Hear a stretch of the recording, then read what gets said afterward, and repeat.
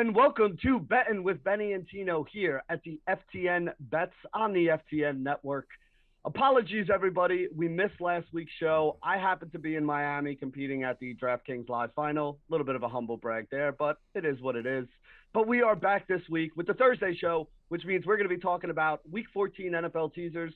Then we're going to go on and talk about the Thursday night football action. Before we do, let me bring in my esteemed co-host, Steven Tino Rodriguez. What is going on, my dude? I think the humble brag, Benny, would have been that you saw 2 Chainz about 10 feet away, right? I mean, you were watching him perform and he was 10 feet away from you. Seen 2 Chainz a few times. It's a good time. It's a really good time. So I'm jealous of that more than the competition, although you won some money, right? I guess you can't go home a loser in that contest. I won some money, but I didn't win the big money, and that's really what I went down there for. So, you know, a couple extra bucks in the pocket. It's going to be a good Christmas for the kids if I don't blow it all this weekend betting on NFL games and playing in other DraftKings contests. So we'll see how much is left over after this weekend. I feel like I might have used up a little bit of my good luck for the season qualifying and getting through the semifinal to get to the final right there. I didn't have much luck last weekend, but hey, you know what? We're going on to tonight and we're talking here. So let's start with our teasers here today. Let's get right into that here. I have one that I love this week, and it is the perfect, what we like to call the Wong teaser legs for anybody who's familiar with those. I have 2 home teams, both sitting at -8.5, that I can tease down to -2.5, get through the -7, get through the -3, put me at really good numbers right there. And I'm picking on 2 of the teams that are actually in the bottom 3, technically the bottom 2. I think I still have the Jets above. No, actually the Jags are 4th, I think, from the bottom in my. But either way, 2 bad teams are going up here today that I'm betting against. So my teaser is a pretty straightforward, simple one. I have the Titans at home, -8.5, tease down to -2.5. And then I have the Broncos at home, tease down from 8.5 to -2.5 as well, against the Detroit Lions, who finally got a win last week. And that's a straight up win, not a win against the spread, because they're 8-4 against the spread. They've been crushing those. But here's the reasoning behind both of these bets here. I mean, again, the most profitable teaser legs are when you have a home team that you can tease through the 3 and the 7. So both of these check that box right here. They're going up against 2 of the worst teams in the league. So, you know, obviously betting against bad teams is something that's always good to do here. And if you go over on DraftKings, you can get this tease together at -120. If there's another leg you guys want to add to this, you could add another leg to it and get it at +160. The Seattle Seahawks are one that I'm considering doing that with as well. But I really like this teaser. This is one of my favorite teaser pieces. It checks all the boxes for me. It gets all the things that are plus EV in there. So that's what I'm going with this week. What are you going with this week? Well, so I'll get to me in a second. I do want to say the great thing about this show is balance. So, you know, I'm probably one of the biggest Lions supporters there is in this world. And, you know, it's not that you don't support the Lions. It's just more that you tend to bet against them. But like you said, they're really good against the spread team. And I actually really love the number 8 there. I don't know. Could we see the Lions get rolling? Maybe. I'm not going to say it. They're not in my teaser, so don't worry, because we could have brought that up towards 2 possessions, so they're not in my teaser. Let's look what I have, though. We have the Packers -6.5. Now, we're going to have to wait a while to get there. So this was a infamous, I would say, memeable game the last time they played, right? It was the Aaron Rodgers, I own you game, infamously, in Chicago. Look, that's kind of the reason why I'm here on this number, right? Like to leave the analytics aside, we get under a touchdown. The spread's at 12.5, which I think is a little aggressive. It looks like Justin Fields is going to play.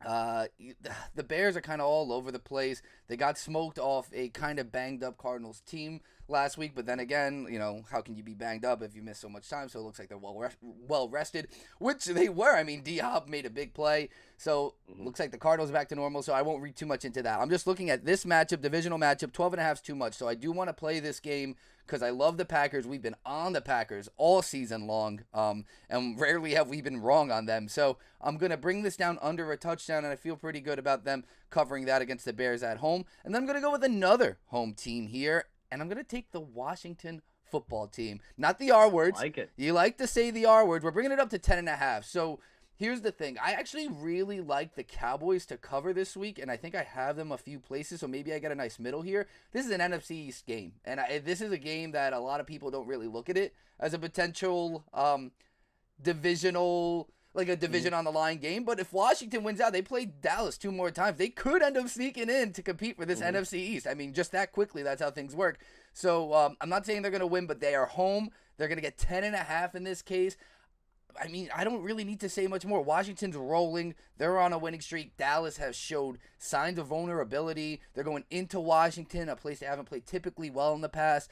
10.5 is a lot of points in a matchup that should be really, really defensive based. I know Dallas's offense is what everyone draws their eyes to, but they've been super inconsistent. We don't know if Zeke or Pollard, whatever. Washington 10.5. Washington 10.5. Packers -6.5. And I'm keeping it simple, Benny. I'm learning from the losing teasers I've had and only going with 2 teams this week. And there you go. I'm going to try to get in the green again because it's been a long season. It's been a very long season. Well, hey, listen, I'm with you on this one. I thought that the number was a little too high. It was like 5.5, 5 when it opened at Washington. It got down to 3.5 yesterday. I think it started creeping back up to like 4, 4.5 here. So the number probably is somewhere around 4, 4.5 of where it should be right there. So again, teasing it up to get it over 10.5. I like it. I like the protection you get there. So that is our teaser pieces for week 14. Now we're going to move on to what everybody always clamors for, and that's our prop bets for Thursday night. Let's start by going over our prop record so far for this year, and then we'll get into what I like, we'll get into what you like, and then we'll wrap it up with a nice little bow. So go ahead and go over the teaser records up to this date for us. So not bad, Benny. Not bad. Now, the thing with prop bets, we look for positive unit bets, which actually I don't have much of today on my ticket. You'll see it in a second, but I do have one that should make up for the rest of them. But that's why you'll see we have losing records on paper here. You're 13-16. I'm 14-26, but we're both in the green here. You're 10.2 units up. I am 20.1 units up, and that's not bad on the season, man.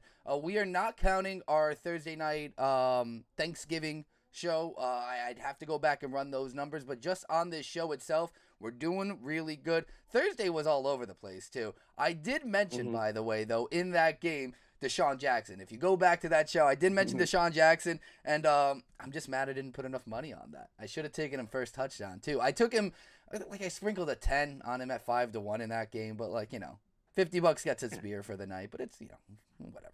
It's Deshaun Jackson. It's Deshaun Jackson. It's hard for me to buy into that, It's hard for me to actually believe what I'm saying sometimes. Hey, listen, it's better than losing, right? $50, get some beer money out of it. Nothing wrong with that right there. So we got some positive records going on. We'll try to keep them rolling this week. I have 3 plays that I'm looking at here tonight, so I'll go through mine first here. The first one I'm looking at here is Deontay Johnson. Johnson is just an absolute target monster from this team. In all but 2 games this year, this guy has seen double-digit targets. He's averaging 7 catches, averaging over 11 targets a game. And in the last 4 games, he's had over 83 receiving yards in each one of those games. The number right now is only 79.5. So this is a number he's gone over in, each of the last 4 games, 5 of the last 6 games. I think it's a number that he's going to be able to go over here tonight. Minnesota has a really bad defense and a really good offense, which is usually a recipe for some pretty high-scoring games and, some of those games where we get a ton of yardage going out there, because I do think this game is going to kind of go back and forth with both of these teams being able to get in the end zone. Minnesota, because they have a good offense, will be able to score even on a banged up but pretty good. The Steelers defense is good, but they're banged up right now, and they haven't been as great over the last month. So I think they'll be able to score, and I think that'll mean that Pittsburgh will have to score. And if Pittsburgh has to score, that also means they'll probably have to throw the ball. So I think Deontay Johnson could get 100 yards for us today, but we only need 81 yards today, something he's done in 4 straight games. So I'm on board with him getting the over. -114 on FanDuel is the best number I saw. I think that's where I took this. My second one today is going to be a Pat Freiermuth touchdown, baby. Big Muth out there, and every time he scores and everybody chants, I always love that. This guy has found the end zone now in, 4 of the last 6 games. He's got 5 touchdowns over that stretch right now. He was basically taking snaps away from Eric Ebron even before the Ebron injury. But once Ebron got injured, he just basically stepped in as almost their every down tight end at this point. Both of those guys have been on the field a little bit, but Freiermuth by far the lead dog in that tight ends room at this point. The thing I like about this one, +210 on FanDuel is the payout. On BetMGM, you can only get this at +110. So that's a very wide spread between the payout for his touchdown on 2 different sites there. And for the record, so we have DraftKings numbers on here, and it's +190 on DraftKings. So it's right in the middle here. You're kind of getting it all over the place, which is interesting. Well, listen, if you're in a state that has DraftKings, you're probably also in a state that has FanDuel here too. So go play him on FanDuel at +210. But even the +190 at DraftKings is not a bad number. But again, we want the best number, and the best number is on FanDuel here. So I do like that Fryermuth touchdown. And then the last one I'm looking at is my boy KJ Osborne, who helped me win my King of the Beach qualifier to get into the semifinal in the first place. Adam Thielen went down with an injury last week, and at the beginning of the year, Osborne was their third wide receiver that was out there on the field a lot. And then they started working D.D. Westbrook in, and the two of them kind of split snaps with Jefferson and Thielen basically being on the field the whole time. It looks like Thielen is doubtful, and it looks like he's not going to play. And if Thielen doesn't play, that means that KJ Osborne is going to get a chance to play a lot of snaps here again. Every time he's played these snaps, he's seen at least 7 targets. 4 of the 5 games that he's seen 7 targets, he's scored or he's had over 42 yards receiving. He is a little bit of a deep threat for this team, so he could get these 42 yards on one deep pass here with the way that this offense runs. With the way that the Steelers secondary is a little bit banged up here, I think there's a good chance he could have a big game. So we got opportunity, we got a good matchup for him, and this is a guy that gets targets when he's out there on the field. So KJ Osborne over 41.5, I think is the number. Is that right? Yep, got over 41.5. Yep. Yeah, over 41.5. I like the over on that one. Those are my 3 prop plays for Thursday night. What do you got for the people, Tino? I like that. I like it a lot, actually. Pat is my guy, infamously in our FTN B League is what we call it. Now, I know you're in that league with me. We haven't been following up with it as much as possible, but it took some heat because I took Pat Fryermuth over a few tight ends late in that. And I followed him since Penn State, and the dude's a touchdown machine, man. They know how to use him. They like to use him in the red zone. We'll talk about this game in a second. Let me get my props up here. And there's a lot of them. No, there's only 4 of them. But 2 of them are the same player. And I'm going to start here by saying this is the Najee Harris game. This is the Najee Harris team, honestly. I think the only chance the Steelers have, I know Big Ben is on a retirement tour now, as if he ever wasn't on a retirement tour. The only chance they have at getting back into this playoff picture is Najee Harris, at least in this game.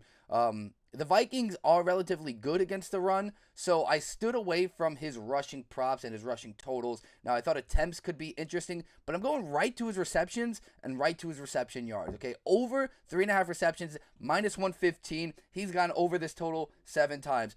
Over 26.5 reception yards, guess what? He's gone over that 7 times. Pretty good. I don't mind that, it's been pretty even in terms of him in the running game and the passing game, so it kind of made this a hard decision to factor in, but I love how he got utilized last week. He had 5 receptions in that game.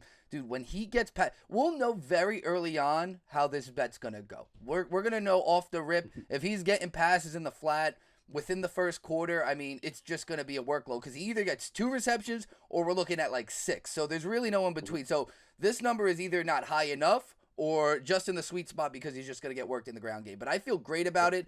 I wanted to get in, the touchdown game, but so many guys are under the numbers we want to play. I mean, we're looking at Jefferson, Madison, Cook, Najee, minus 110s everywhere. It's like, I mean, we're looking at news that Cook might play today. He's like the fastest ever to recover from the shoulder.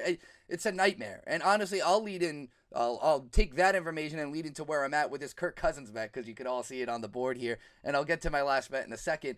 So I liked Madison. I didn't love Madison. I knew Cook was lingering. I'm like, how is this game going to go? Here's my lead in this game. I don't trust the Vikings at all. I've told you this forever. I'm not overreacting to the Lions' loss because we had a similar story the last time they played the Lions earlier this season.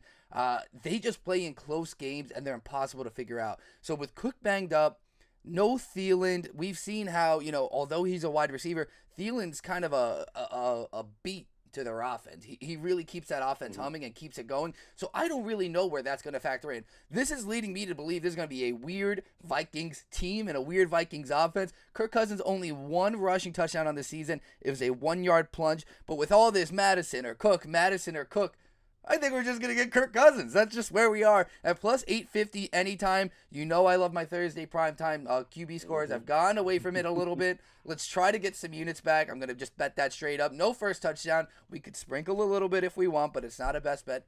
And my last bet here is going to be Chase Claypool over 3.5 receptions. Now, this number I'm going to bet not based on consistency. He's only gone over this number 4 times, but when he has, he's smashed it. It's very weird. The Vikings are just not good in pass coverage, and this is just a low number. I think Claypool needs to be utilized more. I'm looking at the last primetime game they played against the Chargers, and I think he had like 7 receptions. He had a ton of targets. I think Big Ben is going to air this out, which is why I'm kind of leaning towards the Najee Harris receptions, because I think the Vikings at home will shut down this running game and make Big Ben have to do things. And if that's the case, now I know Claypool is only at minus 150 on this number. I was actually going to try to bring it up, but I couldn't find his receptions anywhere else, so I recommend using the prop tool over at FTN Bets and seeing what number you can get, because I don't love minus 150.